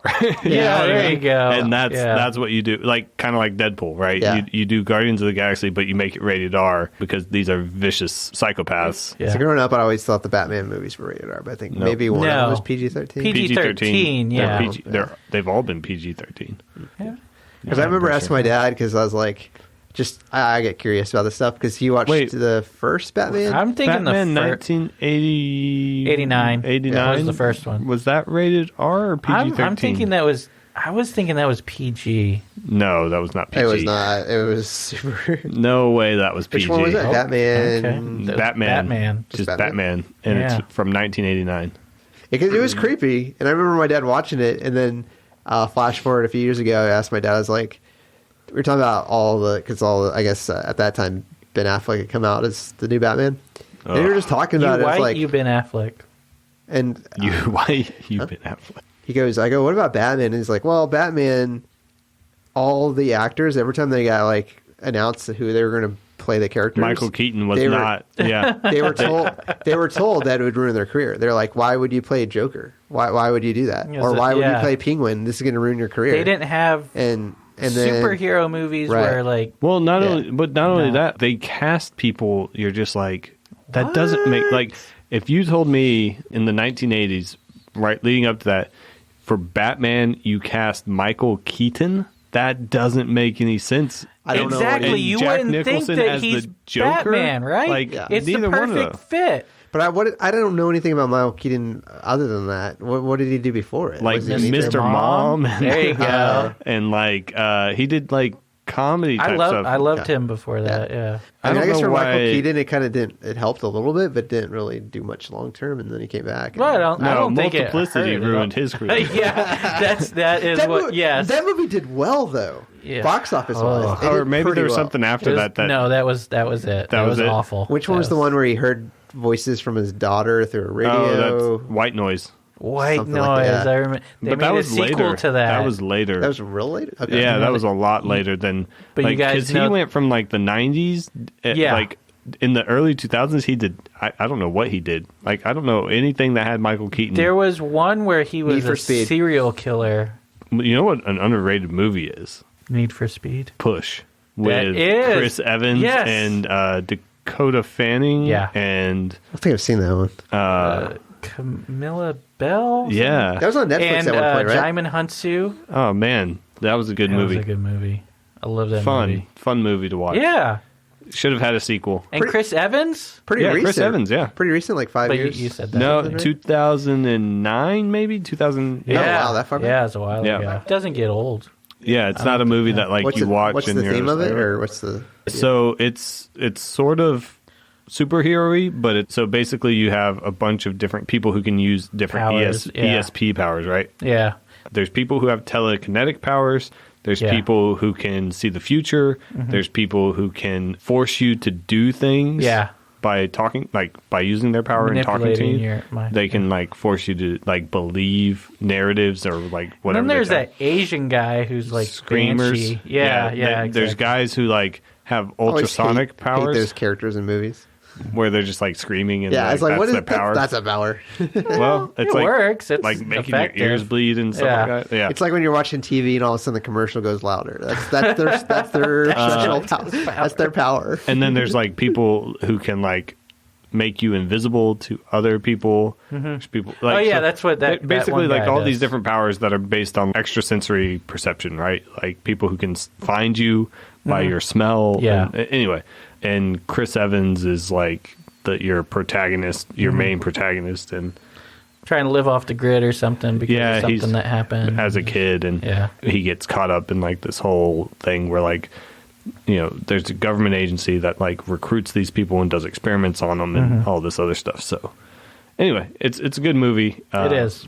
It's fun to watch, but it didn't do Very, well. yeah, very underrated. Very underrated. I think, did he do Losers after that? Losers. Yeah, you didn't remember it The last time I brought Losers. that up. Yeah. With, Sorry. When you say loser, I think of Yeah, with Jason Biggs. Jason Biggs. Yeah. Oh yeah. The Losers But was Losers really was, good. I liked it. It was Chris Evans and Mumbles. Yeah, Idris Elba. Idris Elba. Gamora. I can't remember her name. Oh yeah. Jeffrey Dean Morgan. He was Yeah. the main guy. Yeah. Losers. Yeah. I liked it. Man, now I want to go watch Push or Yeah. Losers or something. Think Joel will make it through a third one? Is that his second? That's his second, right? Yeah. I don't think he's holding down. His heart isn't in it. I don't know. But Push was so cool. it was good, yeah. Maybe there wasn't like a whole lot there. Substance wise? Yeah. But it was there a cool still- world. Yeah. It was like they did. They could have done so much with it. Like, yeah. I was going to ask Ross, is that your third? Yeah, this is my third. Oh, so Yeah. I need to catch up. This is my Okay. Yeah. third too. I wasn't pouring this because I thought we were waiting. No. to share Oh, a third. no. So I guess I'll You pour can whatever. probably you probably have All enough of that. in there. Yeah. Oh, no head on this one. Well, Some head. yeah. Uh-oh. Speaking of season 3 of Big Mouth was awesome. I like Nick Roll a lot. I mean, I don't think I laughed as hard as I did in like the first season or two, but it was still a pretty good season. I laughed at that first episode when you guys were watching it. Yeah. But other than that, it's like, and I guess that first episode is pretty fun. But Well, it gets like it- once it really- they introduce I mean, Jay, it's like, the first oh, season, first Jay episode. Jay really takes it out of me. It's like, oh, come yeah, you kind of got stop. it's over. He's There over are the top. there are guys Is that Jason? growing up that yeah, Mantzoukas. There are guys growing up that are like that, but it's like, ugh. Why do you want to like bring that into Yeah. my brain? Please. But like, But I think what they're doing with that is good, though, because if kids watch it, it's like, yeah, this is normal for... This is what happens. It normalizes stuff so that you're not as ashamed of it. You're not freaked out like the kids in Big Mouth. Yeah, I would have loved that as a like as when a teenager, you see when you see like a hormone monster in your room. Now you're not going to be freaked out, right? It's okay to masturbate to the cat clock, which I don't understand why he did that, but as a kid, it's like whatever. Yeah, that kind of looks like a boob. Yeah. Let's do this. Yeah, let's get it on. The hormone monsters are the fucking best part of that show, though. In like episode 2 or 3, that's when like Jay is really in it. Into the pillow. Into whatever he's talking about, and Murray's just like, "Ooh, I like you. You're a freak. I like you." But they push boundaries hardcore. Who plays the female hormone monster? Oh, that's what's the name of the character? The one from Saturday Night Live. Maya Rudolph. Yeah. Maya Rudolph? Yeah. Okay. I can't... She just has one of these personalities where she may not always be funny, but it's just like every time I see her on scene, like, I can't help but laugh. Yeah. I like how she does the female hormone monster. And I heard Joe she's like does super nice. the male hormone monster. I can't remember. Who does it? Will Arnett. Oh, okay. Yeah, Will Arnett. He's pretty good. He's pretty good at convincing people of things. But like the stuff like showing... little girls' boobs, little girls' vaginas, little boys' dicks. Like, that all that happens in the first episode. They show a lot of nudity for cartoon nudity. They can't do actual. I didn't think they would go that far with it. Wow, I'm surprised. They show like cartoon nudity of like he had hair, preteens basically, or teenagers, or I guess they're like 12 and 13. Yeah. And, just hitting puberty. Yeah, I mean that's the premise of the whole show. Except for like, Nick Kroll's character. This is cool. He's a little behind. 3 seasons, right? 3 seasons. Yeah, the third season just came out. And a Valentine's special, but right? But the Valentine's Day special is like counts as episode 1 of season 3. Okay. Which the Valentine's Day episode was like fucking hilarious too. Yeah. But I guess I should be watching this as an entourage. Watch this. But like in episode like 4 or 5 of the first season, there's like a scene where one of the main characters is trying to suppress his like hormone monster. But the hormone monster is cut off the head of somebody, I can't remember who, and then like not over the top shows it, but basically he skull fucks it. Like, I can see that. I've seen enough of the show. He's like, because the kid who's suppressing him, he's like yelling at the kid. And he's like, "You made me do this," and he's just like, and then at the end of the episode, though, he's like, "Man, we really crossed some lines here." And he's like, "Yeah, the whole skull fucking thing was over the top, but Netflix made us put that back in." I remember hearing this. So it was created by a husband and wife that Nick thought was really funny because I guess they'd written a couple other small things. And they wanted to do a show, so he worked with him and then worked with his best friend growing up. He didn't say this part, but apparently he'd written. The only other credit he had was he had written on Family Guy for some stuff. Oh yeah, and so they all got together and mashed this up. And then of course they put a great cast who are all comedians. Like I was watching John Mulaney. Yeah, everybody from Kroll Show. You know what's funny is that John Mulaney voices the character that's inspired by Nick Kroll, and Nick Kroll voices the character who's inspired by Nick Kroll's best friend growing up. Nick Kroll is Jewish and John Mulaney's Catholic, so they have this Catholic guy voicing this Jewish kid. It's just, and then like Nick Kroll's like voicing the other kid who's not Jewish. That's just awesome. Little idiosyncrasies like that are just funny. Yeah, in and of themselves. Sure they did that on purpose. I'm sure. Oh yeah, absolutely. Did you see the comedians in cars with him? I do remember that because they eventually came back to rug shopping, and then they come back to his house with his wife. Put it out, and she's like, "I don't like it," Yeah. and Jerry takes it. Yeah, And it's like, who knows how expensive that rug was. Well, it wasn't cheap. and was that actually like, is that real or is that staged? You know what I mean? It felt real. It felt pretty real. Yeah, but is it real or is it staged? The only reason I'd say it's staged is because Jerry Seinfeld seems kind of like a control freak. Yeah. And yeah, I feel like most of whatever goes on that show is largely staged. Yeah. What I like most is maybe not the stunt stuff, but when he does talk to certain comics, I'm like, man, I think some like of the this person conversation more than... I think some of the conversation he has is Can't stage genuine. Eddie Murphy. Has he talked to Eddie Murphy? Yeah, apparently it was really funny. Is it one of the new ones? He has Eddie Murphy. I haven't watched the most Yeah. recent. Yeah. People talk about Eddie Murphy and Eddie Griffin. They said because people would put him. They said when he was him and Malcolm Jamal Warner. Mark Lawrence, who's the guy who's in Martin Lawrence. Martin Lawrence.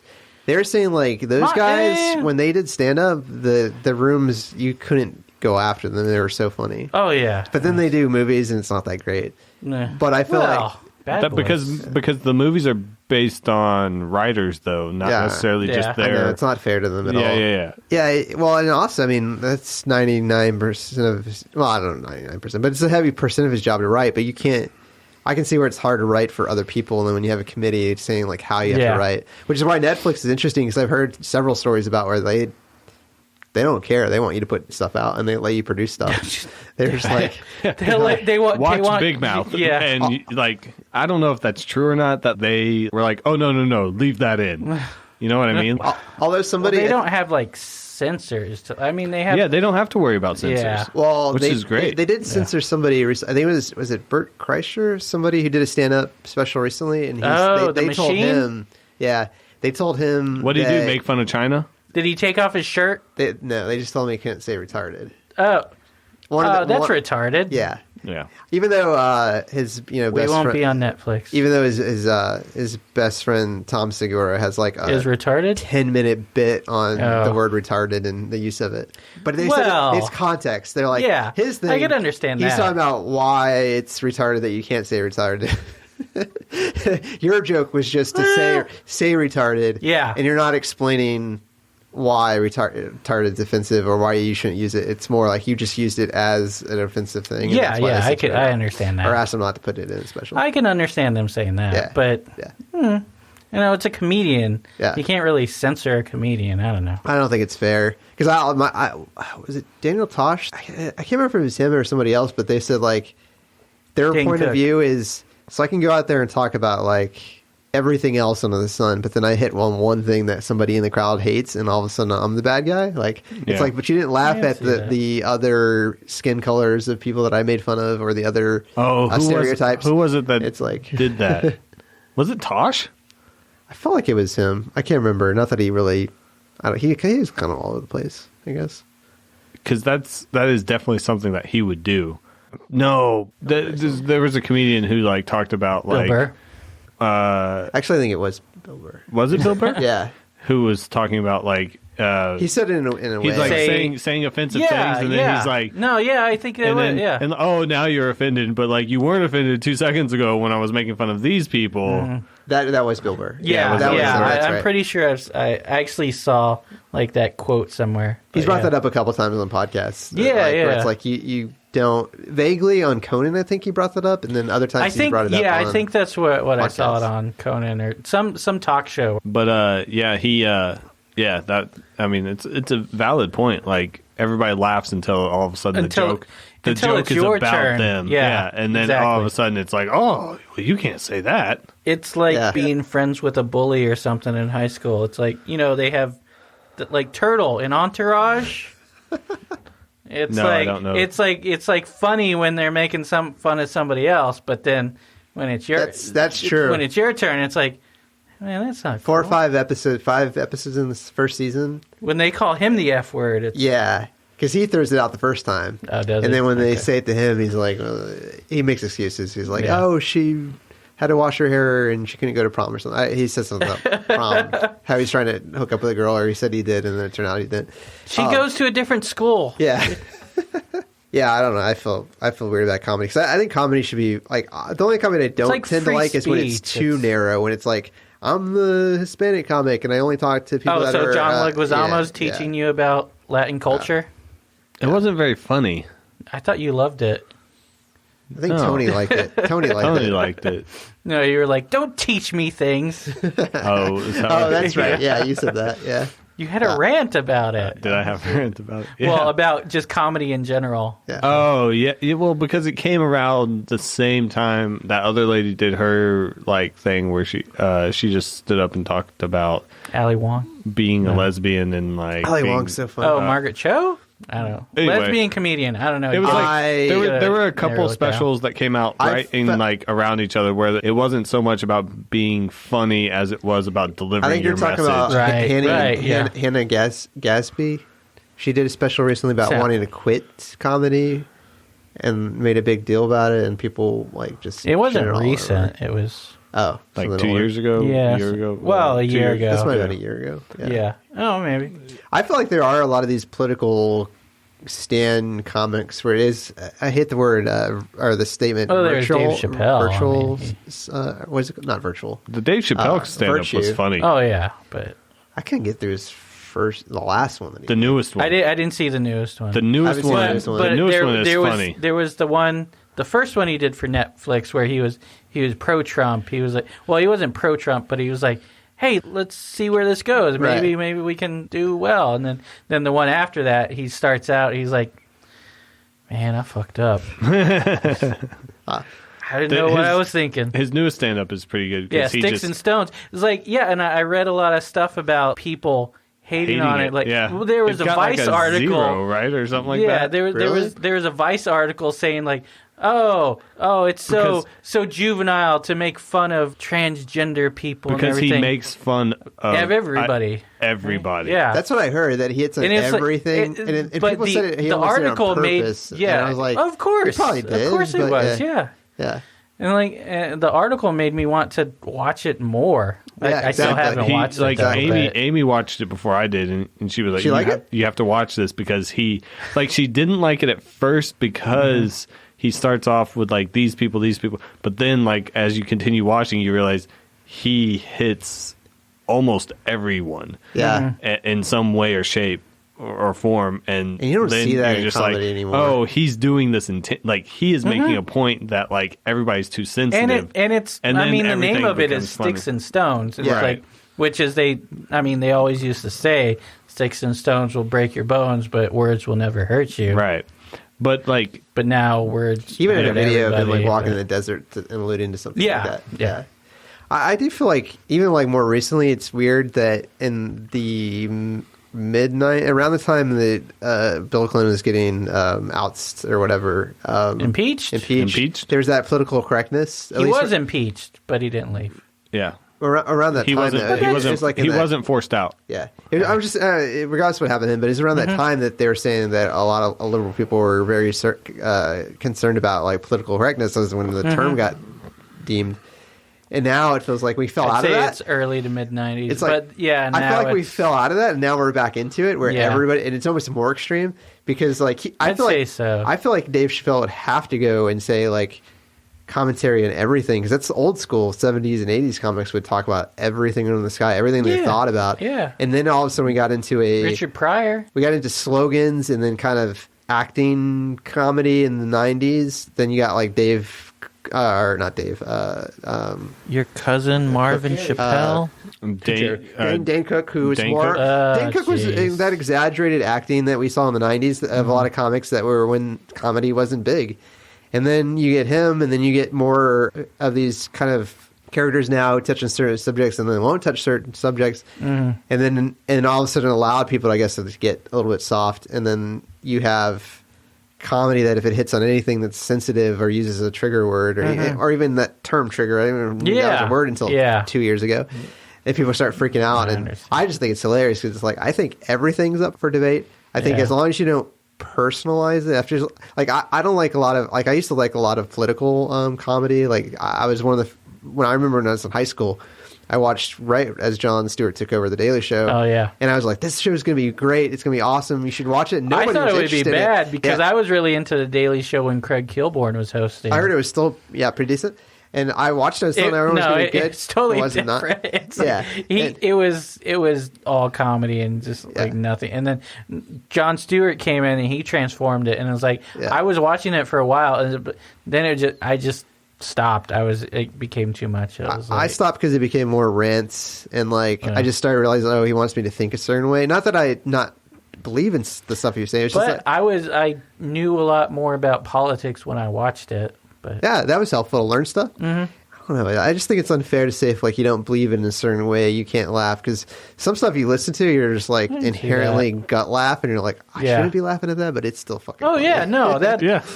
Like when Bill Burr in his 16 or was it 2017, 2016? I think 16. The black and white one, whatever. I think that's when he makes the joke about Asian drivers. No, the domestic abuse or whatever. He's saying, what is it? The bar had a sign like, "We like our beer like we like our violence." Domestic. Yeah. And he's like, "That's a funny joke." Yeah. And so he's like, nobody's gonna walk into the fucking bar and then just all of a sudden be like, "Oh," and, knocks over his mic stand or whatever. He just hit somebody and that's a joke that's funny, but at the same time you can see why people would get offended by it. It's he's condoning. He's not condoning it. He's just saying how stupid it is to the cancel culture of it all. Well, my favorite special where he just comes out and he's like, I think I'm going to buy a gun. That's his first joke. Yeah. And immediately everyone's like, no, they're laughing because why would you do that? That was the same special though. That was towards the same one. Yeah, because he's he starts talking about I think I'm gonna get a gun, and then he's like, I'm gonna get a 22, and then he goes into a rant because the people in the South. He's like, you people I get it. The 22 is an oversized BB gun, but and he just gets into this rant where he's just fuck you people. That's not how that joke's supposed to go. Everyone else thinks this shit is funny, and I get to the car thing where he's like, I'm shooting with a stranger at a burnt out car. Normal in Tennessee. Everywhere else in the country or all over the North, people are dying laughing, but down in the South, you people just are like, no, it seems pretty normal. I don't know. I thought this was a comedy show. Well, you have your car that you drive every day, and then you got your shooting car in the yard. It's just you shoot at it. What's cool about him is I like same thing with Mike Birbiglia. I feel like he has it's an art in the sense of okay, I'm gonna have this episode. There's a storyline, a through line, maybe not through the whole show, but maybe through segments. Then you can do 10-minute bits, and then you. There's some laps in there, so in your mind you have to make connections. Some of the stuff that Mike Birbiglia will throw out a useless line, but it's really funny. He's he'll say a joke, and then he's starting the joke, and people laugh, and then he's like, "Yeah, I'm in the future too," and it's that's pretty funny because you're already jumping into where he's at in the next segment of his joke, and that's something you have to do a lot of times with the smarter comics. Jim Gaffigan does a good job too. I think I watched him show though. His TV show is not good. Yeah, there's for some reason sometimes their comedy from doing stand up just doesn't translate into a good TV show. Unlike Ray Romano, that was. But that's just a good show. Well, and it has to do with everybody loves Raymond. It has to do with who you cast and what role. And then the writers of the show. He just basically got a perfect cast together. What do you guys think about Tom Papa? I don't know. Have you seen him? I like it when you call me Big Papa. His specials, So last weekend I got home and I watched Jim Gaffigan. I feel like Jim Gaffigan has the most jokes. Is he still doing food jokes? I heard this new special is not as much. Yeah. It's on Amazon. I haven't watched it yet. But the the two that I saw, still good. All the ones that I saw that were food jokes, and but he has the most jokes per second. That's what he does. I don't know. Jim Gaffigan. Yeah, most jokes per second is laugh after laugh. I'm just listen. The funniest thing he does is the where he interprets what the audience is thinking. Yeah, that's pretty good. Yeah. Oh, I don't know if I like that. Yeah. And then, but Tom Papa is Jesus Christ, like his specials. Tom Papa is Jesus Christ. His go tell your dad. I don't care. His stage performances are really cool because he does some stuff. Dad's gonna crucify me. And then his jokes are just so well written. We're just like, why is he not doing more stuff? Like, people need to give him a chance. Like, he needs to be like, he could be the stereotypical sitcom dad and be huge. Plus his writing capabilities. I mean, he's so funny. I feel like he's one of the most underrated comics. Although he does well. He does well. So it's not to say that. Can we stop? I'm gonna call to action here. I've watched several specials recently where there's just some asshole in the crowd and they say something. And usually the comics are really great. Like Anthony Jeselnik's probably the best at it. Like there was one recently and someone says something. He's like, "So what do you do for a living?" And the guy they're about to hand him a mic and he says something. He's like, "I mean, what do you do in order to afford V-necks?" And it's so quick. You're just like, God. I don't know if he said that a million times, but it seems like it's off the cuff. But it seems like more recently, Bill Burr's had like several specials where someone says something or whatever, yells something, and then Anthony Jeselnik, I think, had two. Well, he had one special where a lady was just laughing so much that he had to call her out, and then it was funny. And then he had one where someone said something in the crowd, and I wish people would stop. Well, like in one of Tasha's stand-ups, in like an edited out part of it, he kicks people out of the club. Yeah. Because they're like sitting right up front, and he's like, I fucking told them I didn't want y'all sitting up here, and like all this other stuff, and like he's like, give me the fucking drink, and then he takes their drink away, and then he kicks them out. Yeah. Amy's mom, well, this was on like a cruise ship. Not fancy. Well, but it's fair on a cruise ship. Amy's mom, Yeah. Amy's mom did that during like a comedy show on a cruise ship, where like, you know, the dude, you know, he's asking for audience engagement, and then like he's going on to say some other jokes after he's done stuff, and she just like keeps yelling stuff at him, and I'm just like, well, stop.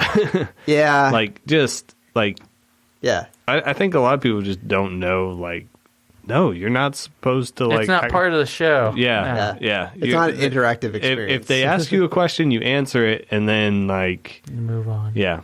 Because another really great, poignant comedian is Colin Quinn. Yeah. And I saw him live, and there was a moment... It wasn't anything did. A server dropped a glass or something, and it threw him off. You could just tell visually, like, immediately he had a notebook, and he was looking at it, reading jokes, and he looked up, and immediately as it happened, and he was like, shit. And he kind of was like, where was I at? And he had to go through the whole thing. It was like a play almost. Like, he had to rehearse, and he knew just what he was going to say, and it was just interesting, because it wasn't someone heckling him, but it was just something that threw him off, or he had to go back to it. He's also one of those guys who are just like, God damn, he can write a joke. He can write on something, so... Yeah, but like, if you disrupt the flow of the performance or whatever it is, like, I think that's what people don't understand about this. This isn't just a guy, like, just up there spouting random shit, you know? If he's up there, he's really kind of focused on, like, the timing, the delivery, like... There's a flow to what he's trying to do. Yeah. And if you're just constantly, like, just yelling shit, even if you're not meaning to, like, heckle him, but you're just yelling shit in response to whatever he's saying, you can throw him off, and that just fucks up the whole performance. Yeah. Because, like, people don't think of it as a performance. They think of it as, here's this guy who's just talking. Right. Because they're so good at just being casual. Yeah, yeah. So I think that just comes with, like, that. It's like a double-edged sword of, like, you're acting casual about what you're up there talking about, so people don't realize that it's a performance. Yeah. Per se. But this porter. But this porter. What about this porter? Barely know her. I'll go ahead and give my thoughts on it. It's a good porter. I'd say it's a good porter. I'd give it a 1, though they have so much on tap at Pinthouse. I'd probably want to try something else. Porter culture. I know what I want. Maybe porter culture, actually. Really? Mm-hmm.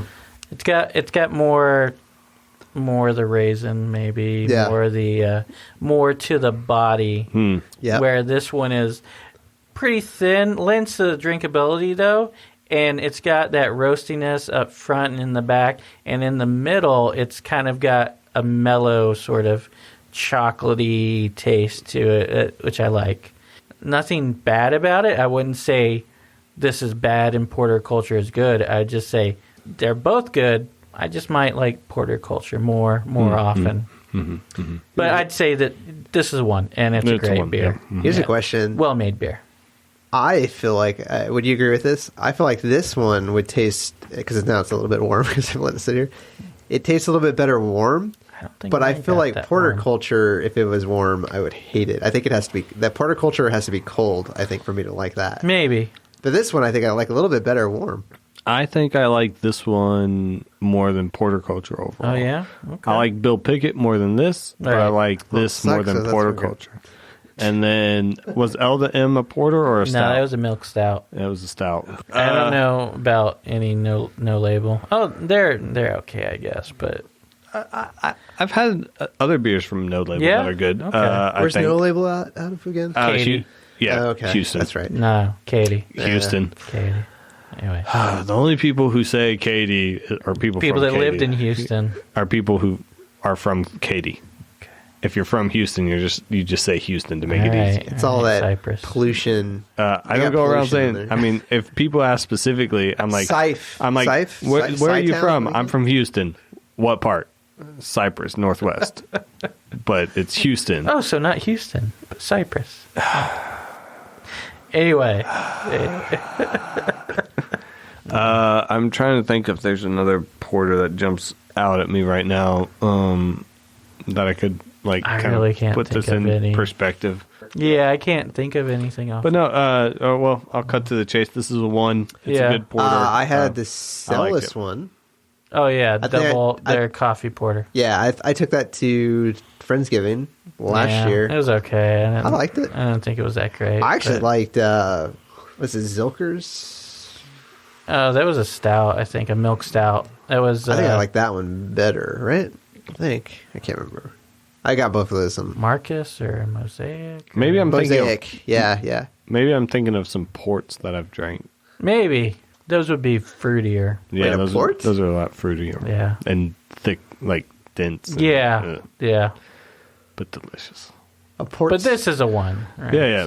So. One. Overall, one. I just kind of wanted to give some more perspective to our listeners. Yeah. Hey, Cutter, what do you think it is? I like milk. Fuck you, Cutter. All right, so you're finished. What do you think? All right, Joel. I think it's a one. I'll do a little bit lighter than I'd like.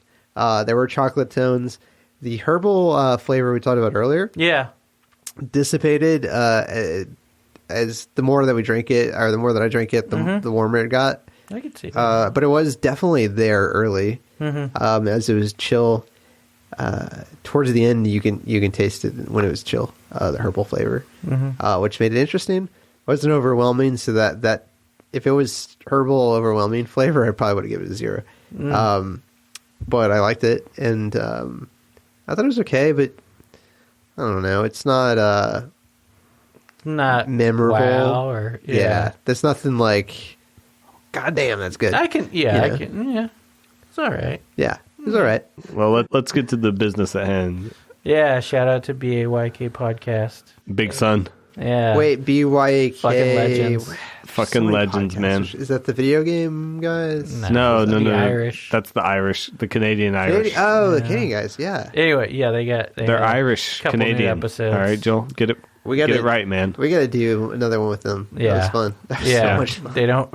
They don't publish very often. Yeah, they don't. Do they have any? They're busy. They have two new episodes. Oh, I thought you were going to say they have 2 kids. They don't have. One of them has a kid. Yeah. Okay.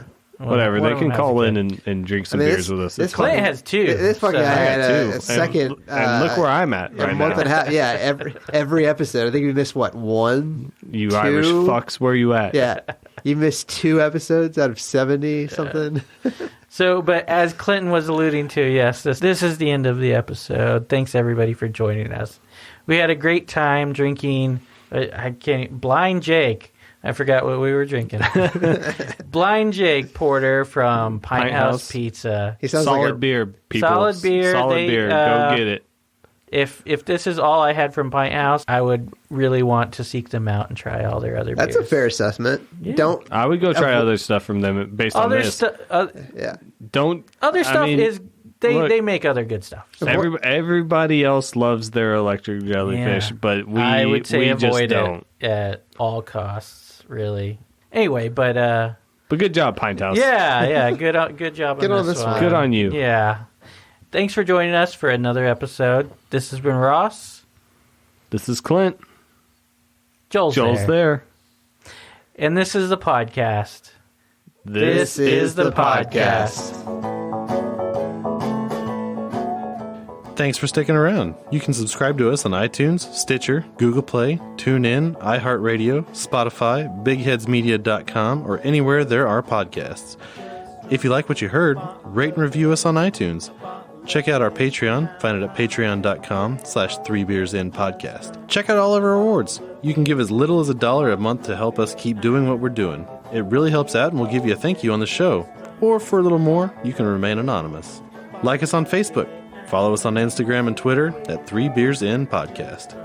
Check out our website, 3beersinpodcast.com. You can find information about us and the show along with the links to all of our episodes and our really cool merchandise.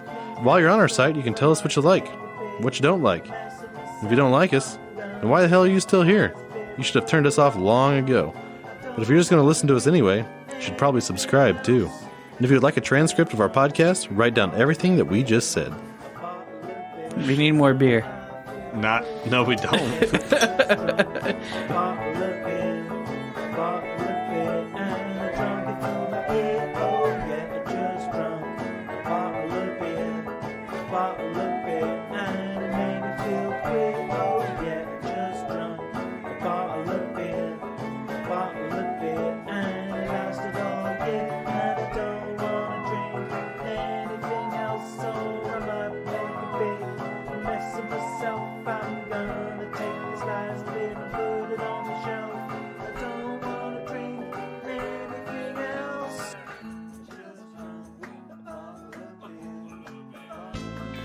The History of the Atlantic World is a long-form history show that tells a tragic tale of conquistadors, war, slavery, and genocide. But within the tragedy of life lay the inspirational stories of revolutionaries, escaped slaves, and pirates. I'm Jesse Wiest, your allegedly hilarious host, and this story begins in 1492. With the tale of someone so infamous you already know his name.